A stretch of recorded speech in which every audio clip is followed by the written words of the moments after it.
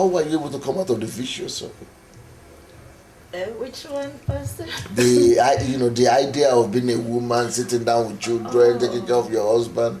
Yes, okay, because that is also from the training that I got here. Because I came to face I came to know that I am responsible to whatever happens around me, and God has put such gifts in me. That those gifts are not for me and my family alone. That those gifts is to change the world, is to help to transform the world. Amen. So based on that, I realized, yes, that all these gifts are not in me, only for my family. So I could go forth, and there is fulfillment. So you're not looking at all the little problems like money, where do I take that from, how will I put the kids and all that. You are able to rise above that, right? Yes, I'm able to rise above that because this is our first calling that God has given unto us. Yeah, that's true. He says we are to seek first His kingdom and His righteousness. That is true. And that He is will the add first all calling. the rest. I like the way you to put us. it. That is our Yes, first that's calling. our first calling. Seek first the kingdom of God. That's the first calling. Yes. Brilliant. Yes. Well put. So if I can seek first His kingdom, He will add all. He will take care of all these little things, you know. Brilliant. He will help Brilliant. me, yeah. Excellent. And I've seen it because as I go forth helping other people, I feel fulfilled myself, you know. I think I'm now beginning to live again, yes. Now, you are originally from Ghana. I'm from Ghana. So you actually have the potential to impact both Belgium and Ghana as well. Yes, I have both. All right. And then you're originally from Nigeria. Yes. So you have the potential to influence not just England, but Nigeria as well. And other countries. And other countries. And you are originally from US. US. So you have, I'm sure you don't, from Atlanta, right? Well, you don't just know people in Atlanta. Right. I'm from US. I'm originally, my birthplace is North Carolina. Okay. I live in Atlanta now, but came to Atlanta from Boston. So you still know people, you know both North Carolina, Boston, Atlanta, right? Yes.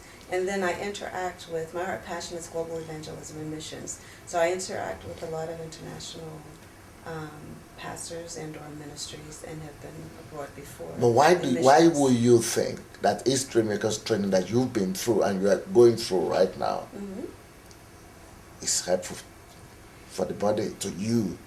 Because why do you think, out of all what you've seen and heard, you probably listen to a number of ministers as well in your life? From all over the world. But the difference is, while they might be able to declare a message, you not only declare the message, but you have a process in place. I see. And not only, the process and the systems, and you very clearly articulate it. Some ministries, I would say there are some ministries that they give you the execution piece on some level, but it's a little bit more superficial. It's not really empowering the individual. It may empower you to a point to do what they want within that realm, but now to make you believe that you're empowered to go change nations, to become a savior to a people or a land is very different. Brilliant. I like the way you put it. And so what you're not in any way intimidated by whatever vision God has given to any of us, because it's not going to affect the vision you have. In fact, we're going to help to you reach your vision more because it's just an extension. Yes. And so the other thing is that a lot of other leaders within their own parameter, whether it's within the four walls of the church, that's kind of where it's been localized there. They haven't really looked. I'm not saying that there are no ministries that haven't looked outside, but I'm saying overall, when we consider the overall church, we've done less of a job of that. I have the benefit of also. You're talking about coming out of the four walls of the church for the rest of the church, or for the rest of the world, or for all spheres of society? All spheres of society. I've worked in corporate America in sales and consulting previously. So organizations also need to be transformed. Many of them are very siloed, just like churches are denominational. Everybody gets in their own little group. In corporations, it's the same thing. They look at things in many respects just siloed, one functional area, but you have a lot of duplication and inefficiency. So those organizations also need to be transformed. They need transformation. In like kind, you have leaders within organizations that are very similar, where they can be hierarchical.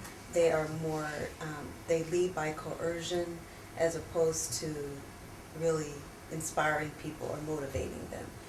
And it's because of their own insecurities and whatnot. So they're concerned about their little bitty area. Yeah, and they're still in the four walls. Correct, still in the four walls. And there hasn't always been the emphasis on character. I think the training for history makers is more comprehensive. It addresses every facet.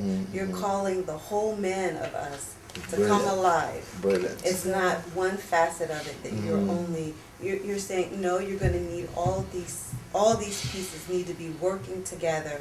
And like I think somebody said it before, you're very clear that life is predictable. So if you're not succeeding, it's by choice. Either you don't know something, or you have not been willing to pay the price. You're not applying what you know, or you have violated it. And I think that's one of the things I really love about you. I heard you initially on TBN. I was in another room, and the authority with which you spoke made me come out of the room to say, "Who is that?" Okay, you were not even looking at the program. I wasn't even looking at it when I first heard. You were only hearing the voice. Correct. And then I later ran into you. I think you did You the came to leadership watch the training. program? No, I wasn't at TBN. So you only heard? I was somewhere, maybe not even at my own residence, but I heard your voice, and there was this, and I ran in, you were small in stature, but there was this bouncing around full of energy, very much alive. And it's the passion you have. Yeah. The passion that you have says this person is serious. They know what they're talking about. This person is not joking around. They're not just talking something. So you could sense that from TV? Yes, yeah. From TV. And then you did a leadership training, and you're in very Atlanta. forthright. Yes, you're very forthright, and you were hitting. But that offends people. Yeah, but you were saying things that other leaders would not say openly. But that's And why, because they don't want to offend people, though. Correct. So. But why should that attract you? The boldness that you had, the boldness and your willingness to not compromise. It didn't matter. You weren't willing to do it. And then the Synergize conference, the Church Shift book, the releasing of that. But here were these leaders from all over the world that came to this event. And these were leaders I had, in some cases, I knew of them. Some leaders I had seen or heard on television, but I knew had international influence. Influence. And they were here, and I probably won't ever forget it. That was in Atlanta, right? Yes, one of the sessions you did. Here were a group of leaders down at the altar. I mean, these were leaders who were internationally renowned. Yes, these were who were successful, big time successful in their own class, yes. in their own.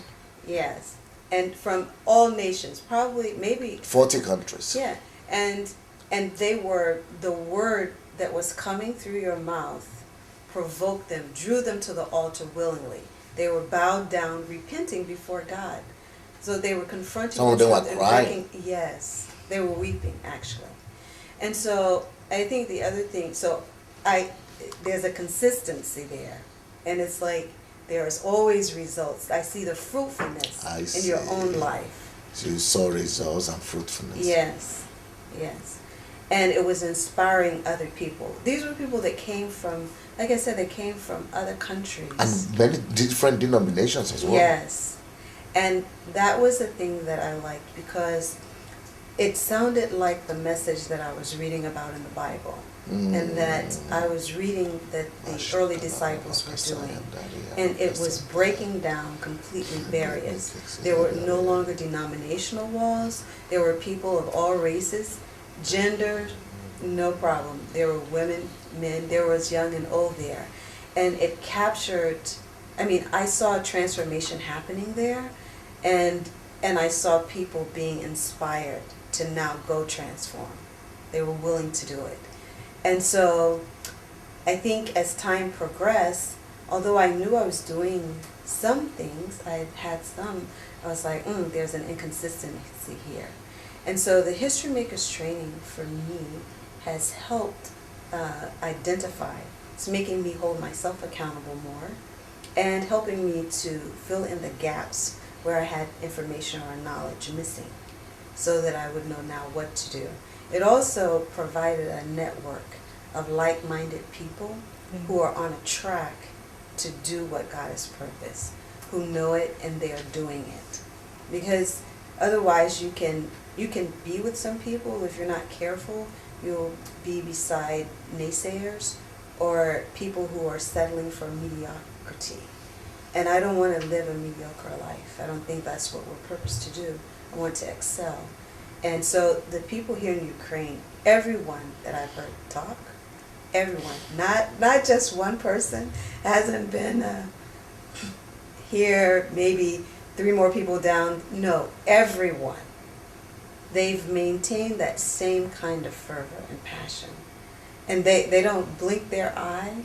They're serious about what they're doing. So I think that's helpful. When I left the History Makers training the last time, we actually stopped in D.C. at the International Justice Mission. But will you really say, have you ever thought about it? Is that the wisdom of God? That why would you need to travel so far to Ukraine of all places?